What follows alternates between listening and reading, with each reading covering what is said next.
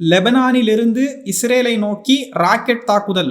லெபனானிலிருந்து வடக்கு இஸ்ரேலில் உள்ள மெட்ரூலா ஆக்கிரமிப்பு குடியிருப்பை குறிவைத்து 5 ராக்கெட்டுகள் ஏவப்பட்டுள்ளதாகவும் அதில் 3ஐ இஸ்ரேல் இடைமறித்து அழித்து விட்டதாக இஸ்ரேல் தெரிவித்துள்ளது. இதனால் வடக்கு இஸ்ரேல் முழுவதும் எச்சரிக்கை சைரன்கள் ஒலிக்கப்பட்டது. இது அங்குள்ள ஆக்கிரமிப்பு இஸ்ரேலியர்களுக்கு அச்சத்தை ஏற்படுத்தியுள்ளது. இந்த தாக்குதல் குறித்து ஹிஸ்புல்லா தரப்பில் எந்த ஒரு அதிகாரப்பூர்வ தகவலும் வெளிவரவில்லை.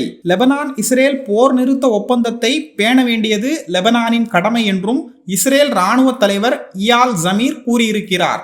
மேலும் இந்த தாக்குதலுக்கு கடுமையான எதிர்வினையை நிச்சயம் கொடுப்போம் என்றும் எச்சரித்துள்ளார்.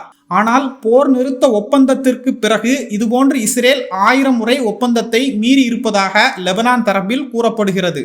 லெபனான் இஸ்ரேலுக்கு இடையே 3 மாதங்களாக போர் நிறுத்தம் நீடித்து வந்த நிலையில் மீண்டும் போர் தொடங்க வாய்ப்பு இருப்பதாக லெபனான் பிரதமர் நவாப் சலாம் எச்சரித்துள்ளார்.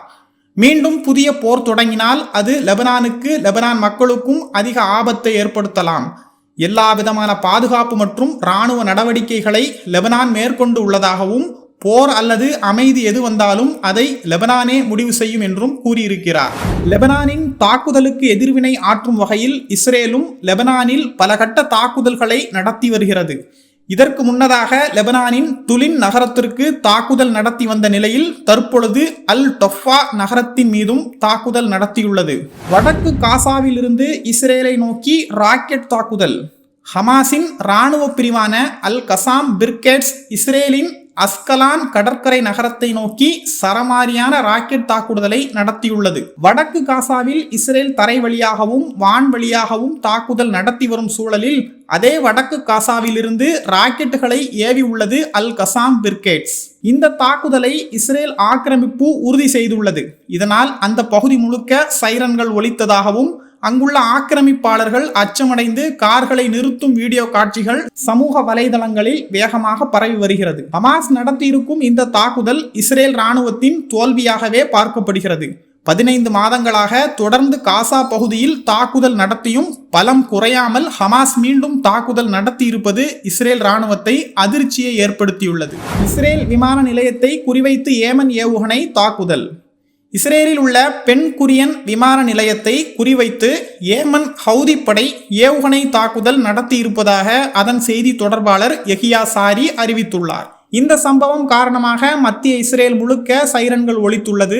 மேலும் பென் குரியின் விமான நிலையத்தின் செயல்பாடுகள் முற்றிலும் நிறுத்தப்பட்டது. இந்த வாரத்தில் மட்டும் 4 முறை பென் குரியின் விமான நிலையம் செயலிழந்தது குறிப்பிடத்தக்கது. காசாவில் நடக்கும் போர் முடிவடையும் வரை பென் குரியன் விமான நிலையம் பாதுகாப்பானது அல்ல என்று ஏமன் ஹவுதி படை செய்தி தொடர்பாளர் யஹியா சாரி அறிவித்துள்ளார்.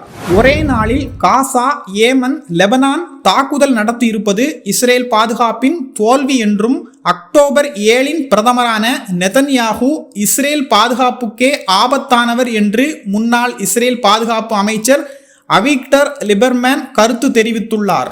மத்திய கிழக்கு கடற்பரப்பில் 2வது விமானம் தாங்கி போர்க்கப்பலை அனுப்ப இருப்பதாக அமெரிக்கா அறிவிப்பு. அமெரிக்க போர்க்கப்பலான USS ஹாரி ட்ரூமன் தொடர்ச்சியாக ஏமன் மீது பல தாக்குதல்களை நடத்தி வருகிறது. ஏமனும் அந்த போர்க்கப்பலுக்கு தொடர்ச்சியான பதிலடியை கொடுத்து வருகிறது. இந்நிலையில் மேலும் ஒரு போர்க்கப்பலை மத்திய கிழக்கு அனுப்ப அமெரிக்க இராணுவம் தலைமையகமான பென்டகன் முடிவு செய்துள்ளது. USS கார்ல் வின்சன் எனும் விமானம் தாங்கி போர்க்கப்பல் USS ஹாரி ட்ரூமனுக்கு உதவியாக மத்திய கிழக்கிற்கு அனுப்ப பென்டகன் முடிவு செய்துள்ளது.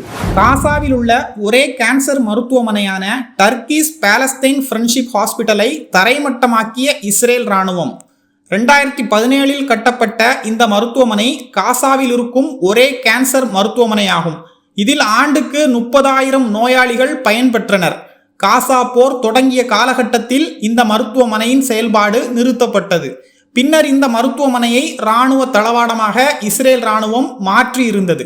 தற்பொழுது அந்த மருத்துவமனையை முற்றிலும் செயலிழக்கும் வகையில் ஆக்கிரமிப்பு இஸ்ரேல் இராணுவம் தாக்குதல் நடத்தி தரைமட்டமாக்கியுள்ளது. காசா பகுதியில் நேற்று இரவு இஸ்ரேல் நடத்திய தாக்குதலில் 5 குழந்தைகள் பலியாகியுள்ளனர். இதன் மூலம் செவ்வாய் முதல் நடந்து வரும் போரில் பாலஸ்தீனியர்களின் பலி எண்ணிக்கை 632 ஆக உயர்ந்துள்ளது. காசா பகுதியில் போர் நடந்து வரும் அதே சூழலில் மேற்கு கரையிலும் பல ஆக்கிரமிப்புகளையும் கைதுகளையும் இஸ்ரேல் மேற்கொண்டு வருகிறது. பெய்த் உமர் நகரத்திற்கு அருகே உள்ள ஹெப்ரானில் முன்னாள் கைதி ஒருவரை இஸ்ரேல் மீண்டும் கைது செய்துள்ளது. தெற்கு ஜெனியின் பகுதியில் உள்ள எபாத் பகுதியில் 3 பாலஸ்தீனியர்கள் கைது செய்யப்பட்டுள்ளனர். மேலும் 3 பேர் மேற்கு கரையின் பல்வேறு இடங்களில் கைது செய்யப்பட்டுள்ளனர். ஒரே நாளில் 7 பேர் கைது செய்யப்பட்டுள்ள நிலையில் முக்கிய சாலைகளை மறித்து அங்கு இஸ்ரேல் சோதனை சாவடிகளை உருவாக்கி வருகிறது. துருக்கி மேயர் கைதை கண்டித்து 3 லட்சம் மக்கள் 3 நாட்களாக போராட்டம். துருக்கி தலைநகரான இஸ்தான்புலின் மேயரும் துருக்கி அதிபர் எர்துகானுக்கு போட்டியாளராகவும் கருதப்பட்ட எக்ரிம் இமாமோக்லு சில தினங்களுக்கு முன்பு கைது செய்யப்பட்டார். இந்த கைதை கண்டித்து துருக்கி முழுவதும் பிரம்மாண்டமான போராட்டங்கள் நடைபெற்று வருகிறது. பல்கலைக்கழக மாணவர்கள் உள்ளிட்ட பலர் இந்த போராட்டத்தில் கலந்து கொண்டுள்ள நிலையில் 3வது இரவாக இந்த போராட்டம் தொடர்கிறது.